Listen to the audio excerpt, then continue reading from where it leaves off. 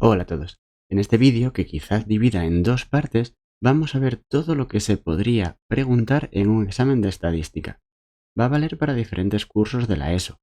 En los cursos más bajos se preguntarían menos cosas y conforme vamos subiendo tendremos más preguntas. Tenemos un estudio en el que preguntamos a una clase de 30 alumnos sobre las horas que dedican semanalmente a estudiar matemáticas. Nos dan los siguientes resultados. Y lo que vamos a hacer con esos resultados es organizarlos. Lo primero que tenemos que saber es la frecuencia absoluta de cada uno de los datos.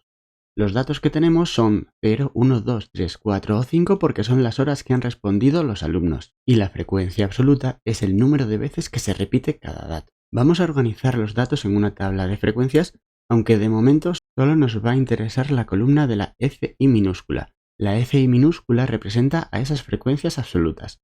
Las XY representan a cada uno de los datos, que ya los he puesto en pantalla. Vamos a contar cuántos ceros hay. Como nos aparecen dos ceros, añadimos un 2 en la columna correspondiente de la FI. Seguimos contando el número de unos. Como veis tenemos 4, añadimos ese 4. El número de doses son 10. Y así vamos a ir completando la tabla con 7 treses, 4 cuatros y esos 3 5.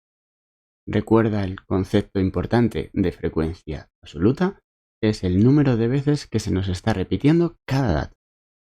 Vamos ahora a ver cómo podríamos completar una tabla de frecuencias.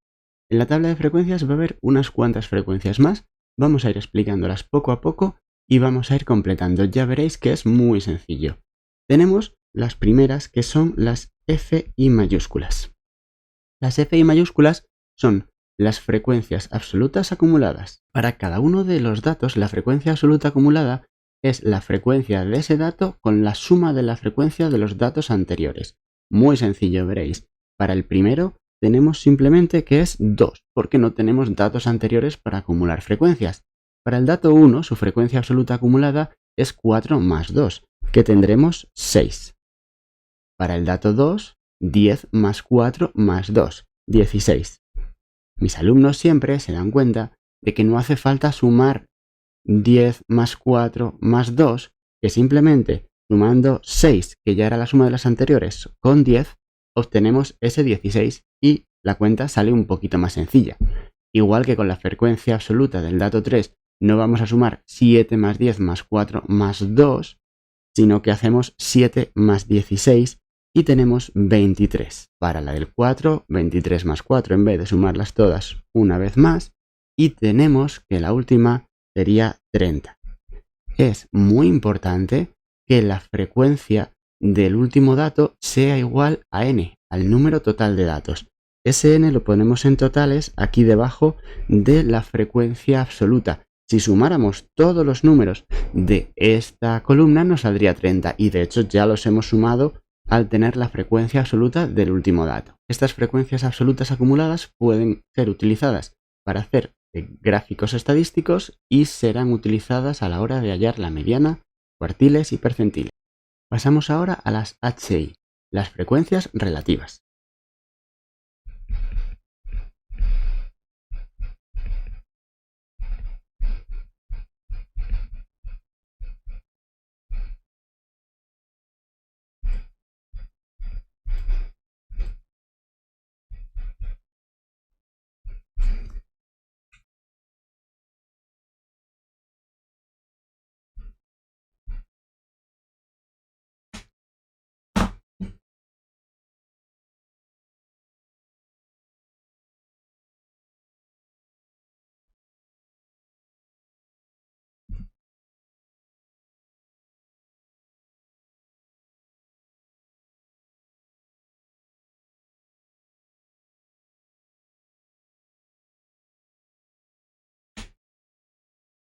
Las frecuencias relativas es el cociente entre la frecuencia absoluta y el número total de datos. Lo que haremos para calcularlas será dividir 2 entre 30 en el caso de la primera.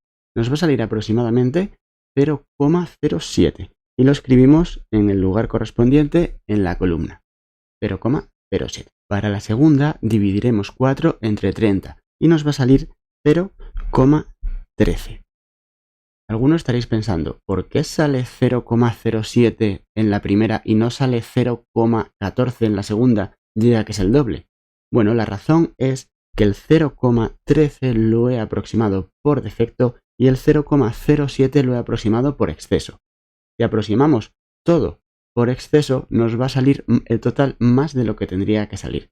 Dentro de un momento hablo de cuánto tienen que salir esos totales con las frecuencias relativas acumuladas. Para el dato 2 tendremos 10 entre 30 y nos sale 0,33.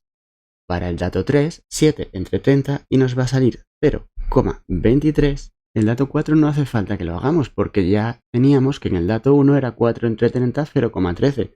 Así que tendremos de nuevo 0,13 y por último para el dato 5 su frecuencia relativa es 3 entre 30, 0,1. Pasamos a la siguiente columna, H mayúscula I es la frecuencia relativa acumulada.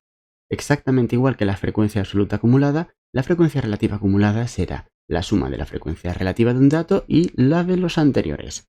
Empezamos sin más con el 0,07 y ahora sumaremos 0,13 más 0,07 para obtener un 0,2 o un 0,20, como prefiráis ponerlo. Ahora no sumamos las tres primeras, sino que ya aprovechamos el 0,2 y se lo sumamos al 0,33 y tenemos 0,53. Seguimos con 0,23 a más 0,53 y tenemos un 0,76 y si sumamos 0,76 más 0,13 tendremos 0,89.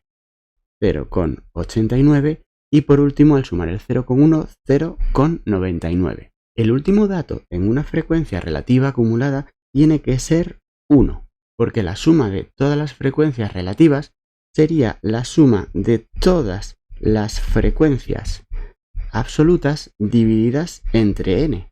Pero como la suma de las frecuencias absolutas era n, pues n entre n es igual a 1. ¿Qué es lo que está pasando? ¿Por qué me da 0,99 en vez de 1? Pues eso ha sido un error de aproximación. Realmente cuando no nos está dando ese 0,99 quiere decir que hemos aproximado por defecto, o si nos da más de 1, que hemos aproximado por exceso unas cuantas frecuencias y no se han compensado unas con otras. Cuando os pase eso, yo os aconsejo que en un examen escribáis tiene que ser 1, pero no sale exactamente 1 por error de aproximación. Vamos a pasar por último al porcentaje, que es muy facilito. Para calcular el porcentaje del total que representa cada dato, lo que haremos será multiplicar su frecuencia relativa por 100, porque su frecuencia relativa era la frecuencia entre el número total de datos, sería como el tanto por 1, y si queremos pasar a tanto por 100, simplemente multiplicaremos por 100. Utilizamos la columna de las H minúsculas, multiplicamos por 100 y tendremos que el número de alumnos que dijeron que estudiaban 0 horas a la semana es de 7%.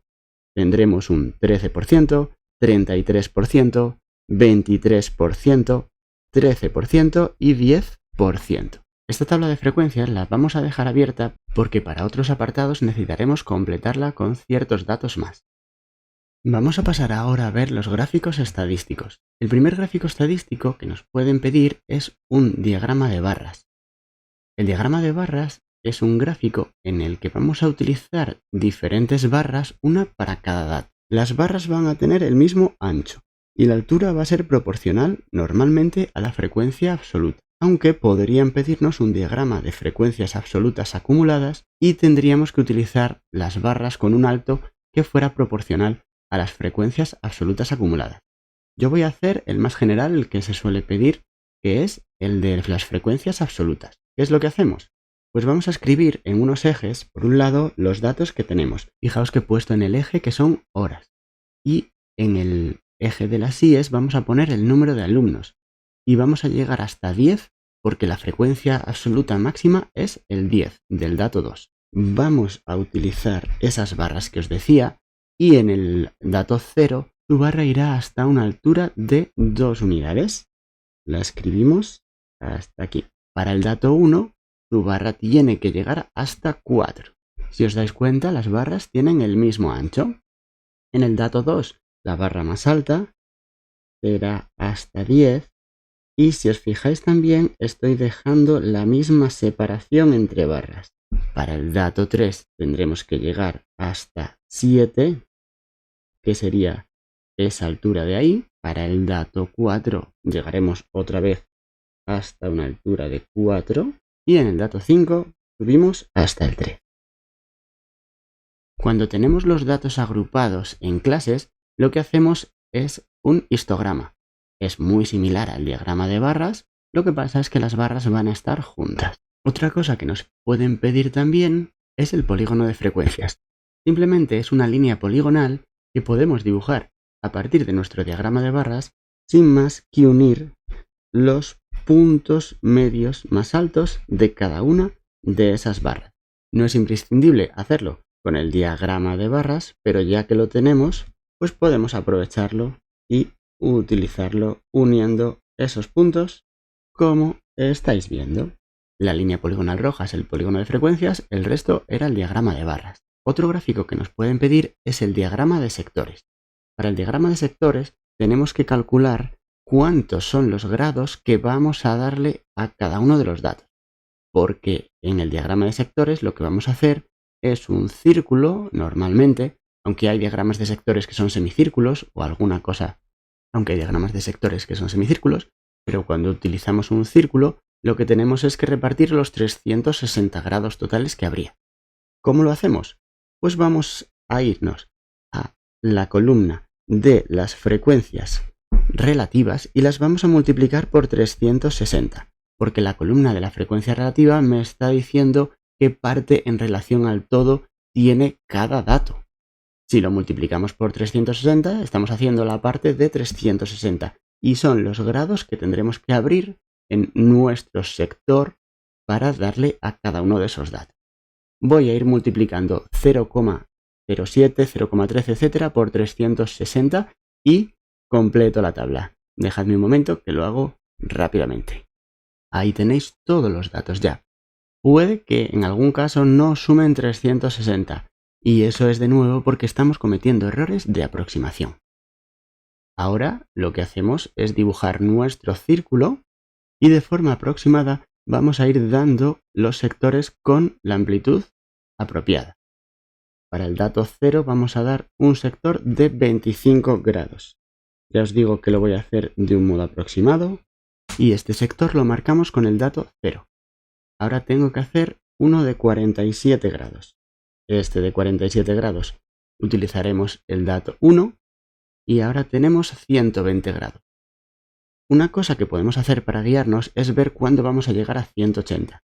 Si vosotros sumáis 25 más 47 más 120, tendremos que ya nos estamos pasando de 180. Así que tendremos que dar los 120 de un modo que se pase de 180, que es el ángulo llano.